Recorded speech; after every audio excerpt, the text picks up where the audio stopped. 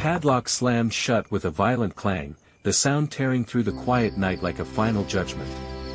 Inside the dark storeroom, a weak voice stirred, fingers brushing helplessly against the rough wooden door before falling still. Outside, Amara stood frozen, her chest rising and falling as if she had just outrun something dangerous. Then slowly, a smile crept across her face. "Forgive me, sister," she whispered, slipping the key into her pocket. "But this life. I deserve it more." That was the moment everything changed. In the lively town of Olarunda, the Bello twins were a mystery to everyone who knew them. They shared the same face, the same voice, even the same quiet dimple that appeared when they smiled. But beyond the surface, they were nothing alike. Tara was known for her calm spirit and gentle heart. She worked as a nurse in a modest clinic, and people often said her presence alone could ease pain. She treated everyone with respect, whether they were wealthy or struggling. To her, kindness was not a performance but a way of life. Amara was different. She loved attention and chased a life she had not built. She believed luxury was her destiny and saw hard work as something meant for others. Most of her time was spent scrolling through pictures of influencers and celebrities, dreaming of a future filled with comfort, wealth, and admiration. Their parents often wondered how two daughters from the same womb could be so different. Everything began to shift when a man named Kunnal entered Tara's life. Kunnal lived abroad and worked in a quiet profession caring for animals in remote environments. He was not interested in flashy living or loud personalities. What he wanted was peace, and more importantly, a partner who valued simplicity and sincerity. When he met Tara online, something felt right. They spoke every night for 6 months, sharing thoughts about life, faith, and their hopes for the future. Tara never asked him for money or gifts, and Kunnal found comfort in her genuine nature. Amara watched their relationship grow with a mixture of curiosity and envy. "You're too simple," she would say, shaking her head. "A man abroad and you're not asking for anything. You're wasting an opportunity." Tara would smile softly. Not everything valuable is material. Amara didn't understand that kind of thinking, and she didn't try to. The opportunity came unexpectedly one hot afternoon when a delivery arrived at their home. The envelope was thick and carried foreign markings. Tara's hands trembled as she opened it. Inside was everything she had dreamed of. A visa. A plane ticket. Official documents. And a letter filled with promise. "I've made all the arrangements. I'm ready for us to begin our life together." Tears filled Tara's eyes as she read the words aloud. Amara stood beside her, her expression unreadable. But inside, something had already begun to shift. Envy settled in her heart like a seed, growing quickly into something far more dangerous. That night, while Tara slept peacefully, Amara lay awake, staring at the ceiling. The thought came slowly, almost quietly. Same face. Same voice. Same opportunity. By morning, the thought had become a decision. She played her role carefully. She smiled more than usual, offered to get food, and even brought Tara her favorite drink. "To your new life," Amara said, lifting her glass. Tara smiled warmly. "When I settle down, I'll send for you." Amara nodded, hiding the truth behind her eyes. "You won't need to." Minutes later, Tara's words slowed. Her eyelids grew heavy. Then she drifted into silence. Amara moved quickly. She dragged her sister into the storeroom, locked the door, and took everything that mattered. The passport, the ticket, the documents. Every piece of the future Tara had been given. Standing in front of the mirror, Amara wiped off her bold makeup and replaced it with simplicity. She adjusted her posture, softened her expression, and practiced speaking in a gentler tone. By morning, she had become Tara.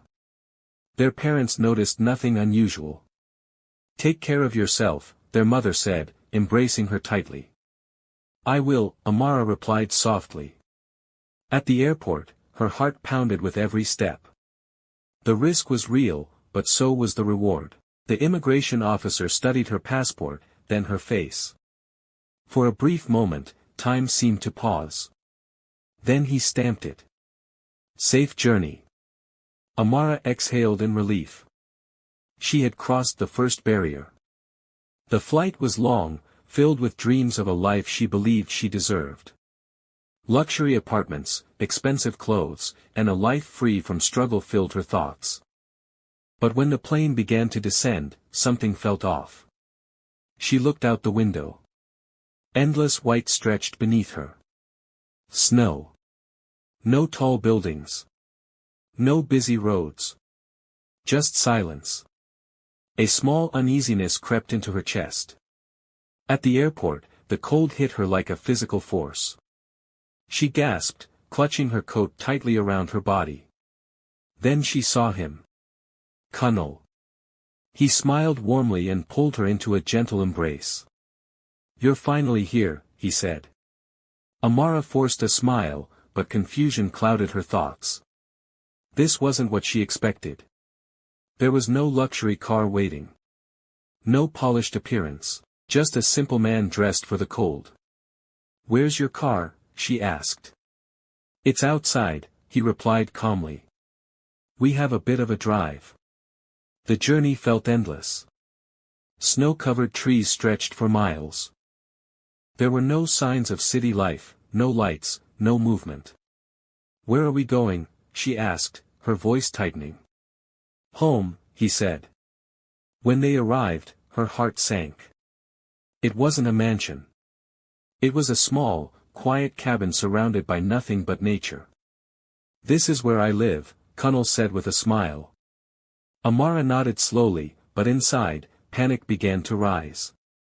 This was not the life she had imagined. The next morning began with a knock. Time to wake up, Kunal called. Amara groaned but had no choice.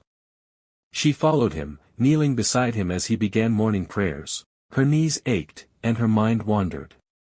This routine felt foreign to her. The days that followed only made things worse. There was no luxury. No comfort. Only work. Real work. And slowly, the truth began to show itself. She didn't know how to cook. Didn't know how to live the life she had stepped into. When Kunal asked her to prepare a meal she once claimed to love, panic flooded her again. She tried to improvise, throwing ingredients together without understanding what she was doing. The result was a mess. Kunal stared at the food, then at her. You don't know how to cook, he said quietly. I'm just tired, she replied quickly. But he was no longer convinced. You don't act like the woman I spoke to, he continued. Silence filled the room. Who are you? He asked. Amara froze. Before she could answer, his phone buzzed repeatedly. He picked it up, read the message, and then turned the screen toward her. It was a picture. Tara. Alive. Holding proof of who she was. The truth had finally arrived. Amara collapsed into the chair, her strength leaving her completely. I just wanted a better life, she said, her voice breaking. Kunal shook his head slowly. You didn't steal a better life, he said.